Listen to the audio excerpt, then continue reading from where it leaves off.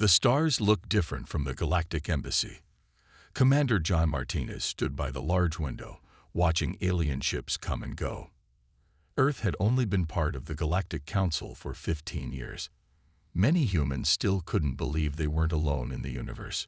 John sighed as he checked the time. The youth exchange program participants would arrive soon. He straightened his uniform and headed to the main hall.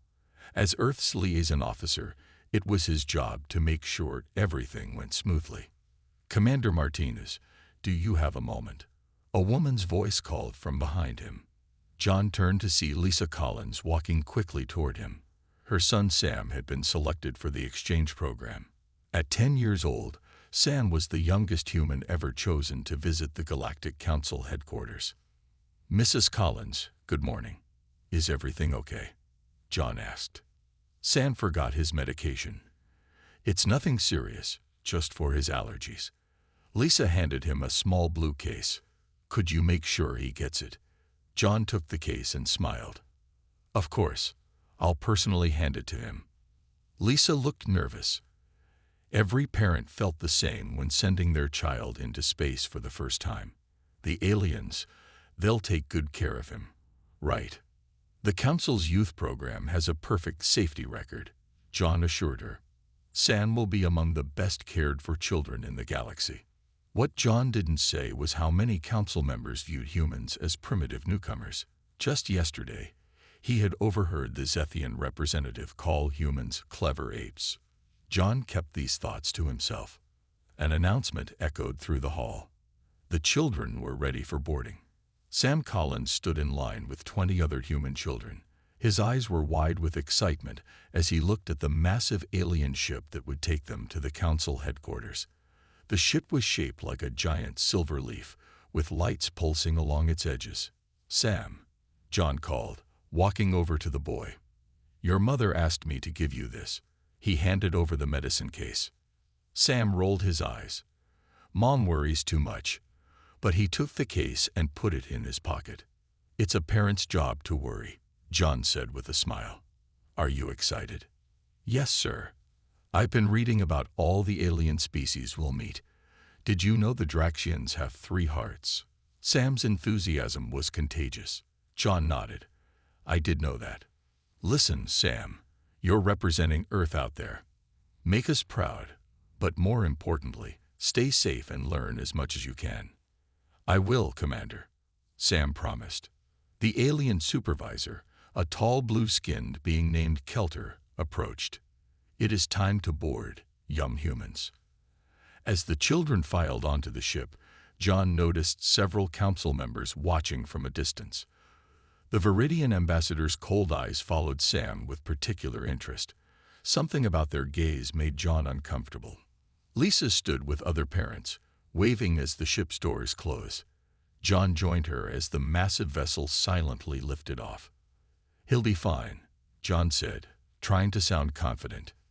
"He's been talking about nothing else for weeks," Lisa replied. "When his father died last year, I thought Sam would never smile again. This program has given him something to look forward to."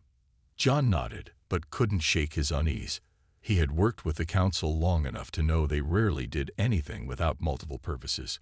The youth exchange was presented as a cultural program, but John suspected they were studying human children for other reasons. As the ship disappeared into the clouds, Lisa wiped away a tear. 3 weeks isn't so long, right?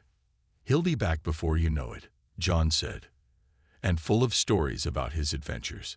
What neither of them knew was that forces within the Galactic Council were already watching Sam closely. The Viridian ambassador had noted the boy's test scores and cognitive patterns. To most humans, Sam was just a bright kid. To certain council members, he represented something far more concerning, proof that humans might one day surpass the older races of the galaxy.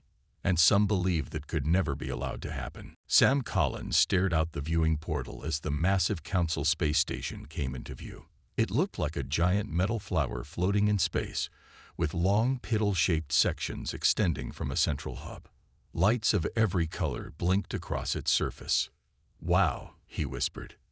Next to him, A small green alien child made clicking sounds that Sam's translator converted to words.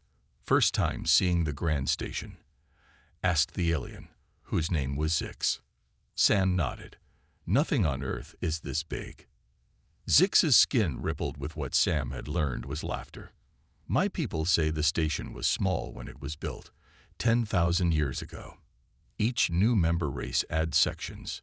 The human children were shown to their quarters in the human sector." Sam was disappointed they wouldn't be staying with the alien kids, but the supervisors explained that each species needed different air, gravity, and food. On the third day, Sam joined a mixed-species learning group.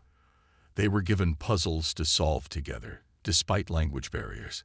When the supervisor, a tall purple alien named Krell, presented a complex three-dimensional maze, the children took turns trying to solve it. After several alien children failed, Sam studied the maze carefully. He noticed a pattern in the walls and quickly worked out the solution. The room went silent when he completed it in less than 2 minutes. "Impressive," Krell said coldly. "Most younglings take days to see the pattern." Sam smiled, not noticing the sudden tension. "My dad taught me to look for patterns in everything." He was good at puzzles too. Later that day, the Viridian ambassador met with other council members in a private chamber. The Collins boy solved the maze of axiom, the ambassador said. A test meant for beings 3 times his age. An elderly council member leaned forward. "One human child shows aptitude. This is not cause for alarm." "You weren't there. You didn't see how quickly he adapted," the ambassador insisted. "If humans can learn this fast now, what will they be capable of in a century? In a millennium? We must learn more about their limits." The next morning, Sam and the other children were taken on a tour of the council's main energy facility.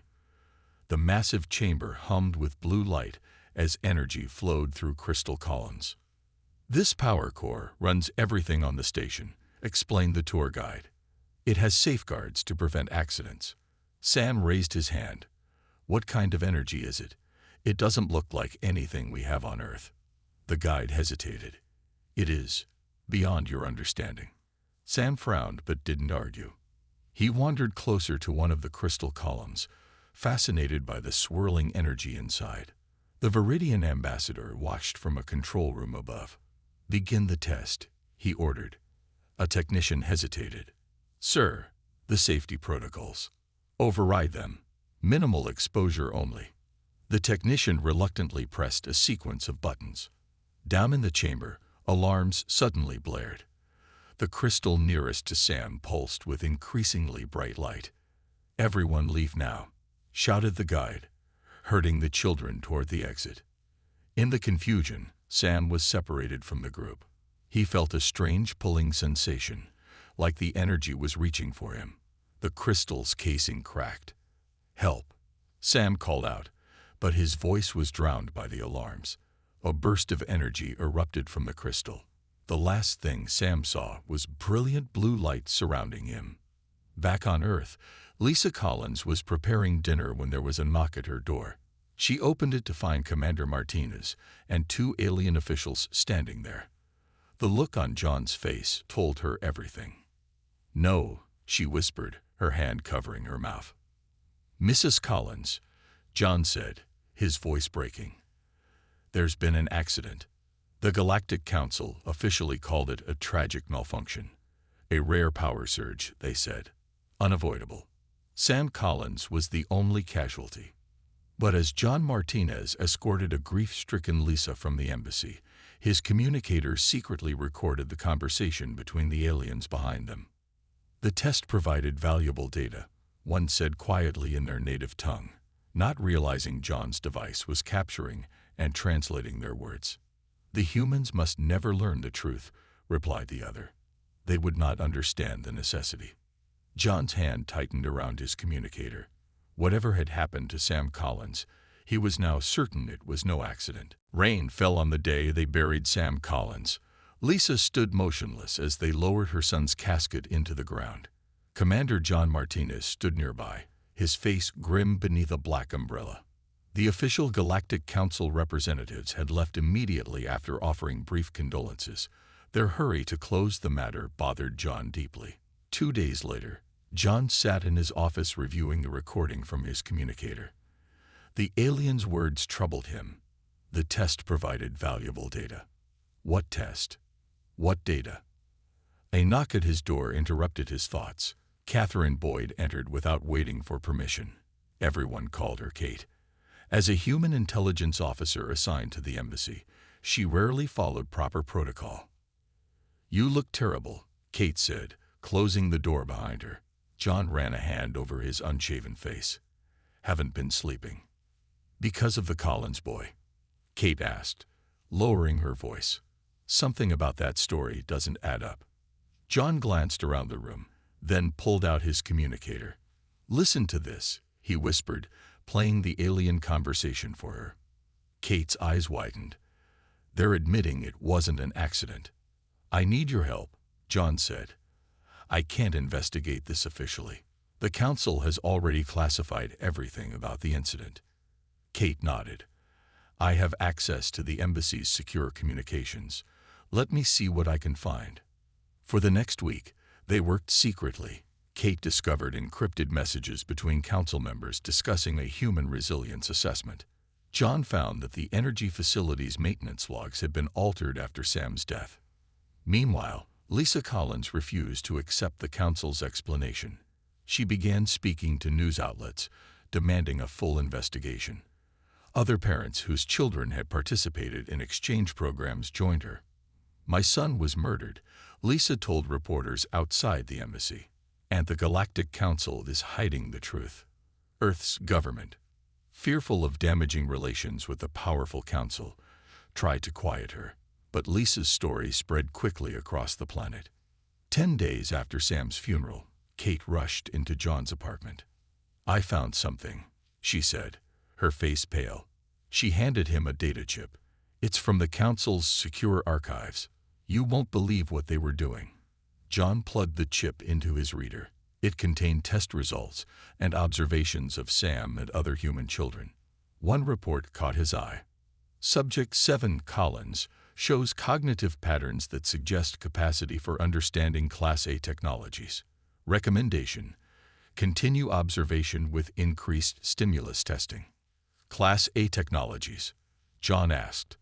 "Those are restricted even from our government." Kate nodded. "The Council restricts certain advanced technologies from newer member species. They're afraid of how fast humans learn. So they deliberately put Sam in danger to test his reactions," John said, anger rising in his voice. "It gets worse," Kate replied. "Look at the authorization signature." John scrolled down and saw the name of Earth's own council representative, Peter Graves. He had approved the tests. Graves betrayed his own species, John whispered. The next morning, John received a message from the Galactic Council High Chamber. Earth's accusations were creating diplomatic strain.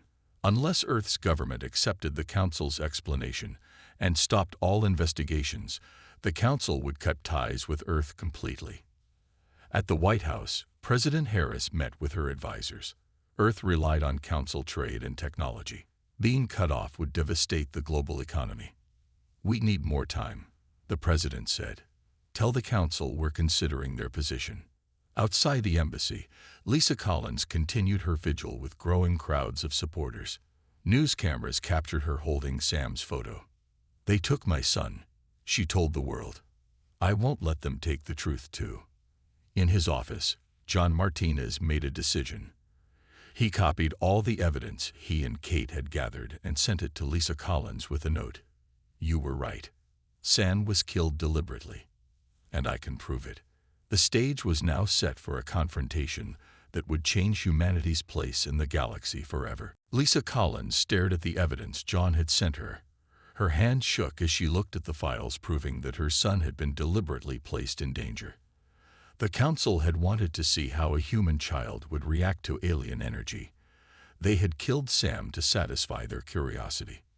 Within hours, Lisa shared the files with major news networks. The story exploded across Earth. People were outraged.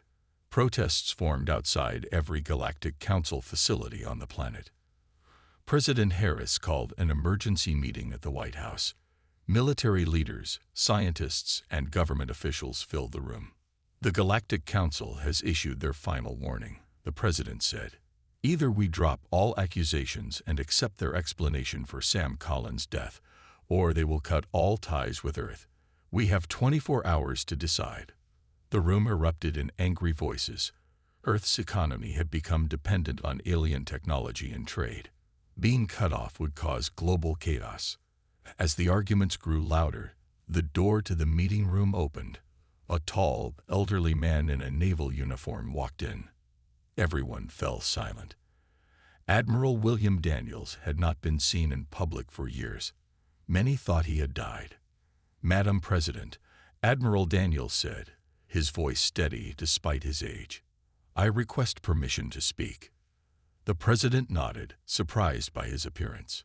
15 years ago, when we first contacted alien life, I was put in charge of a secret project, Daniels began, a contingency plan, in case our new friends turned out to be not so friendly. He placed a small device on the table. It projected a hologram showing massive ships unlike anything Earth had publicly built. "This is Protocol Omega," Daniels continued. "Hidden from the Galactic Council, we've been building our own fleet using reverse-engineered alien technology combined with human innovation." The room was completely silent now. "Where are these ships?" the president asked. "Hidden in underwater bases and underground facilities around the world," Daniels replied. "We have over 300 vessels ready for action. The Council believes our most advanced ships are the ones we've shown them. They have no idea what we really have." The Defense Secretary leaned forward. "How is this possible? The Council monitors all our manufacturing and technology development." "Not all of it," Daniels said with a small smile. "We built everything in complete radio silence, using materials that block alien scanning technology. We've been preparing for this day since first contact." John Martinez and Kate Boyd were brought into the meeting. They shared everything they had discovered about Sam's death and the Council's true opinion of humans. "They fear our potential," John explained. "The Council has existed for thousands of years with the same species in power. Humans learn too quickly for their comfort." Admiral Daniels turned to the president. "We hope to never use Protocol Omega. But they've shown their true colors. They killed a child to test us, then tried to cover it up. If we reveal this fleet, it will mean war," the president warned. "They already declared war when they murdered Sam Collins," Daniels responded. "They just didn't tell us." The room fell silent as everyone considered the implications. A young naval officer stepped forward with a tablet. "Admiral, we're receiving signals. The Galactic Council has dispatched a fleet toward Earth. They're not waiting for our answer." The president stood up. "It seems they've made our decision easier. Admiral Daniels, you have authorization to activate Protocol Omega." Daniels nodded and pressed a sequence on his device. "All commanders, this is Admiral Daniels. Authorization code, Phoenix Rising.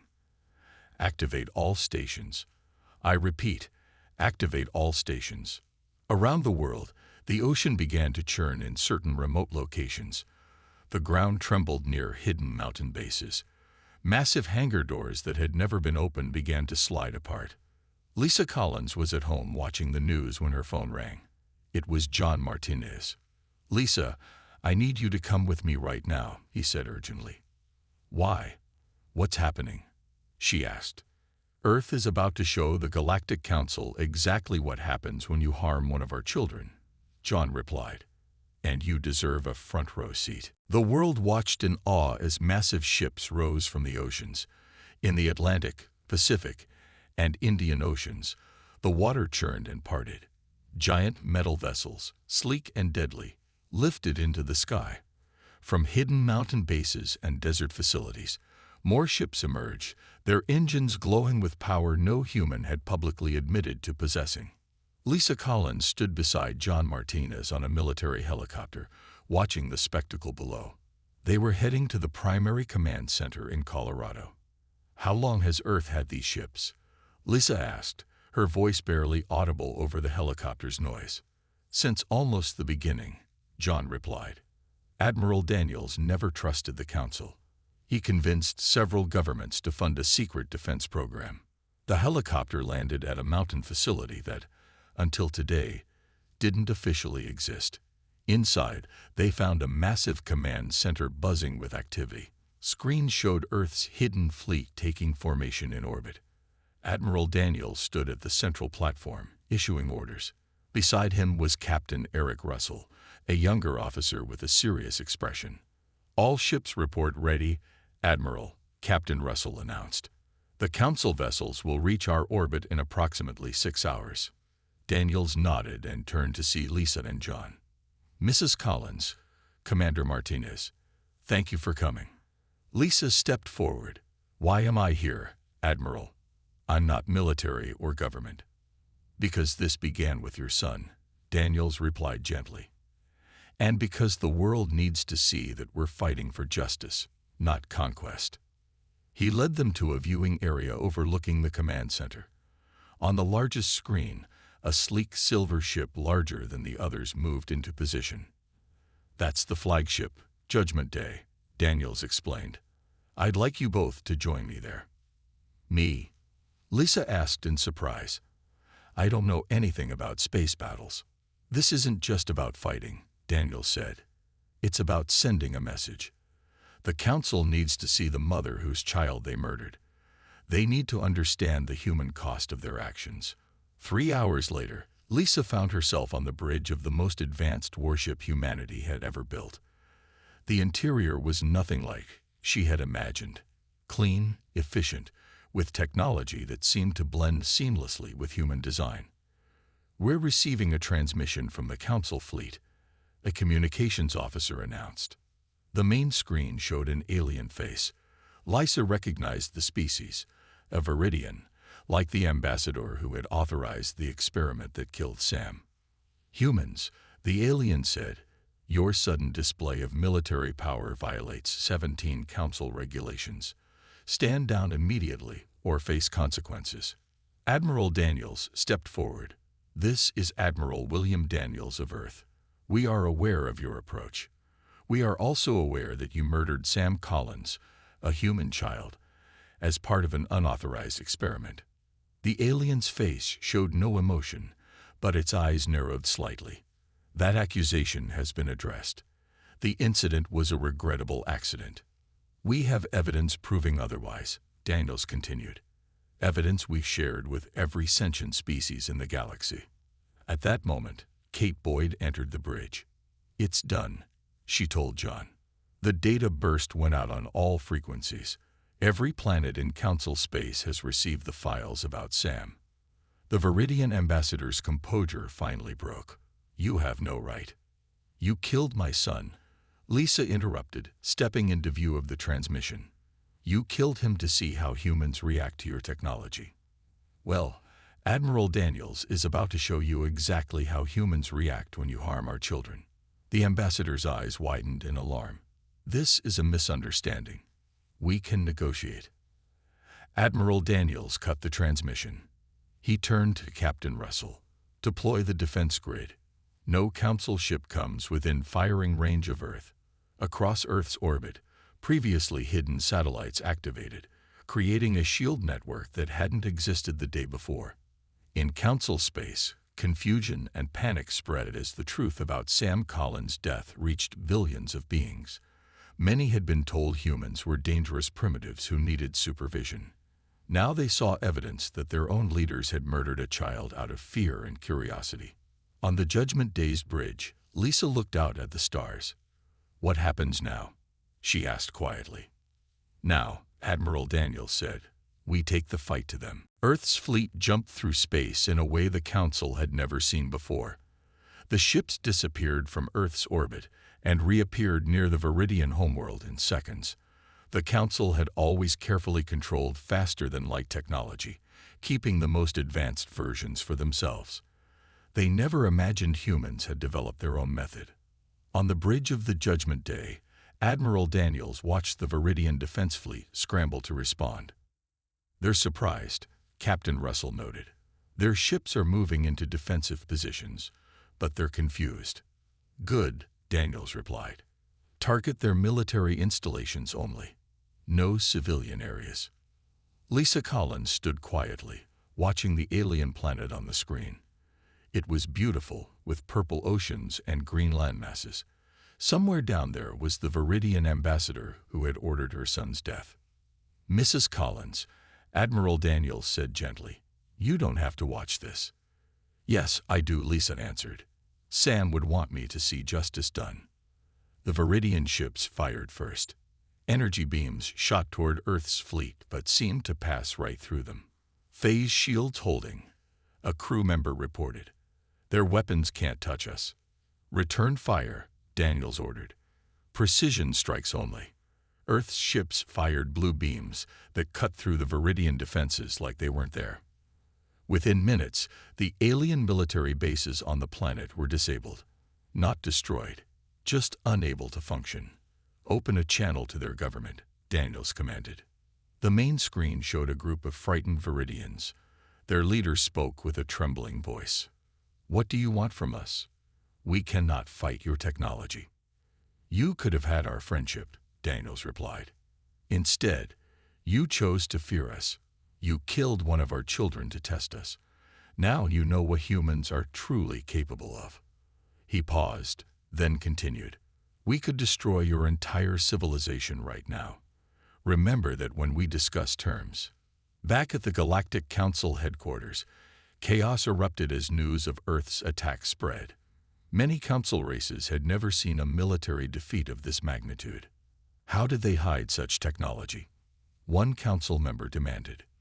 "The humans must have had help," another suggested. "No species develops this quickly on their own." The High Council called an emergency meeting. Some members wanted to surrender to Earth's demands. Others called for all-out war. "We must stand together against this threat," the Zethian representative argued. "They targeted only military installations," countered another species. "They showed restraint." Meanwhile, John Martins and Kate Boyd had secretly returned to Council space. Using their knowledge of Council security, they infiltrated a classified facility known as the Black Archives. "The evidence should be here," Kate whispered as they moved through darkened corridors. "All experiments are documented, even the illegal ones." John nodded. "We need to find everything about Sam and any other humans they've tested." They reached a secure room filled with data storage units. Kate connected a device to the main terminal. "I'm in," she said after a moment. "There's more than we thought. Sam wasn't the first human they experimented on." John's face hardened. "Download everything." Back at the Viridian homeworld, Captain Russell led a strike team to capture the ambassador who had ordered Sam's death.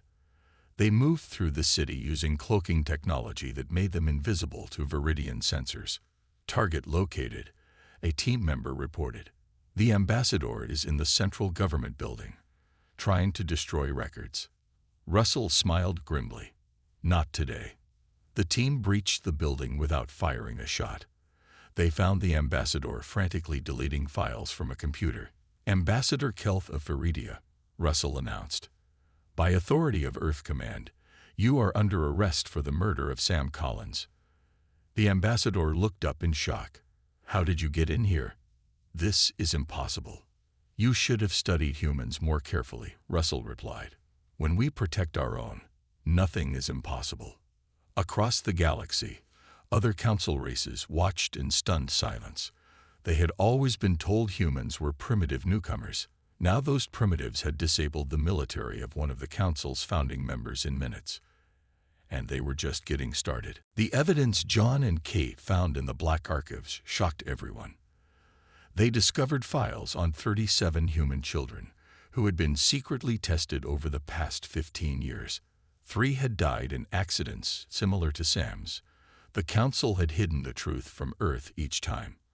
Admiral Daniels ordered the information broadcast to every planet in Council space. The reaction was immediate. Several council races broke away from the main group and offered support to Earth.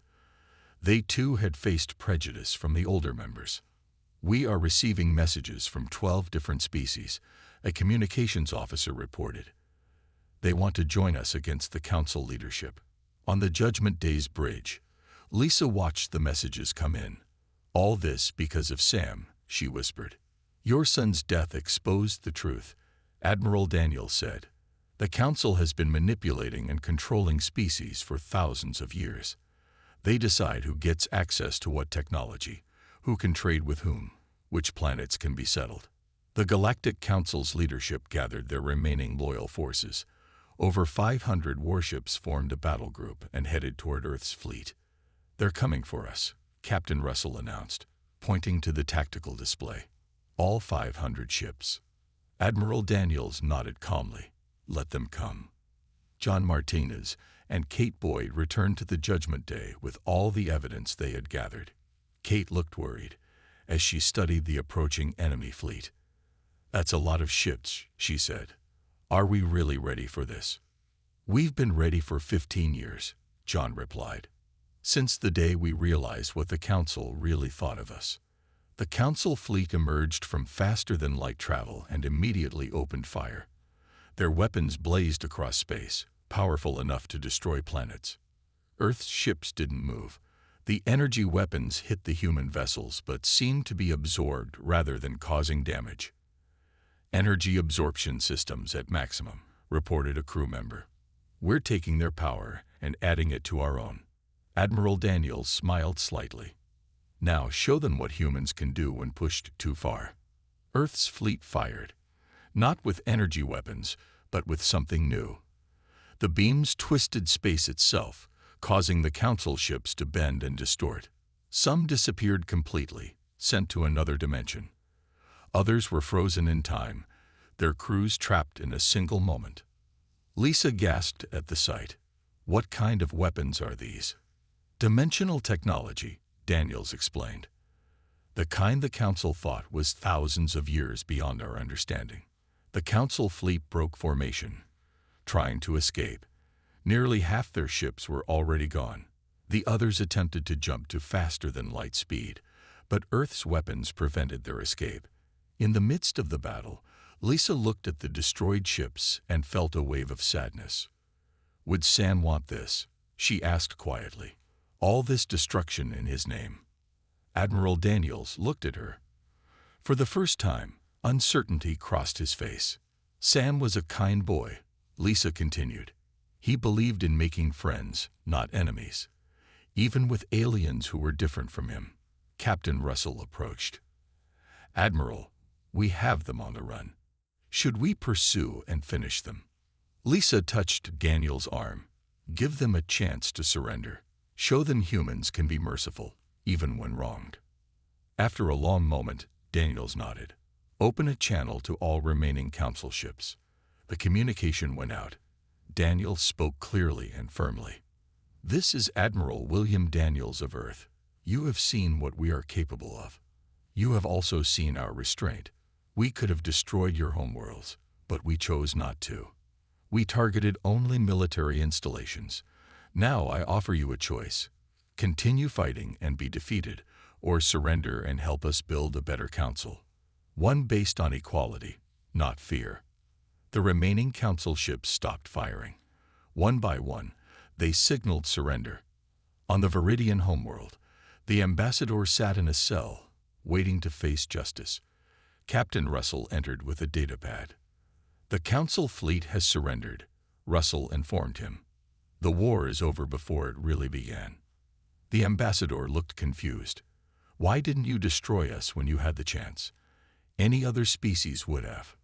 Russell smiled slightly. "That's exactly why humans are different, and exactly why you should never have feared us in the first place." 1 month after the battle, representatives from all galactic species gathered at the Council headquarters. This time, humans stood among the leaders, not as newcomers, but as equals. John Martinez watched as Admiral Daniels addressed the assembly. Earth's fleet remained in orbit above, a reminder of human power, but also human mercy. The old council failed because it was built on fear, Daniel said. Fear of change, fear of new ideas, fear of different species evolving too quickly. We propose a new system based on cooperation and respect. The terms were clear. The new Galactic Alliance would replace the Council. All technology would be shared equally among member species. No race would control another's development. Most importantly, the new alliance would establish laws to protect all citizens, especially children, from harm. The laws would be named the Collins Protocols, in memory of Sam. Lisa Collins sat quietly in the assembly hall. Over the past weeks, she had become a symbol to many species, a mother whose grief had changed the galaxy. When Daniels finished speaking, the leader of the assembly invited her to address them. Lisa walked slowly to the center of the hall. Beings from 1,000 worlds watched her. Some looked almost human, others were completely alien. Yet they all fell silent as she began to speak. My son Sam loved space. He dreamed of meeting aliens and learning from them. He never saw you as strange or frightening, just different and interesting. I've spent weeks angry about what happened to him. But today, I choose to honor Sam by embracing his vision. She paused, looking around the hall. The old council killed my son because they feared what humans might become. They didn't understand that we could have been their greatest allies. Together, we can build something better than fear, something Sam would have been proud of. After the assembly, a strange delegation approached Lisa and Admiral Daniels. They were from species no one recognized. We have been watching, their leader said. For centuries, we hid from the council, developing our own technologies in secret. Like you, we saw the corruption and feared their control. Admiral Daniels nodded. You helped us build our fleet. The alien confirmed this. We provided certain key technologies, but you humans surprised even us with how quickly you adapted and improved them. Kate Boyd looked shocked.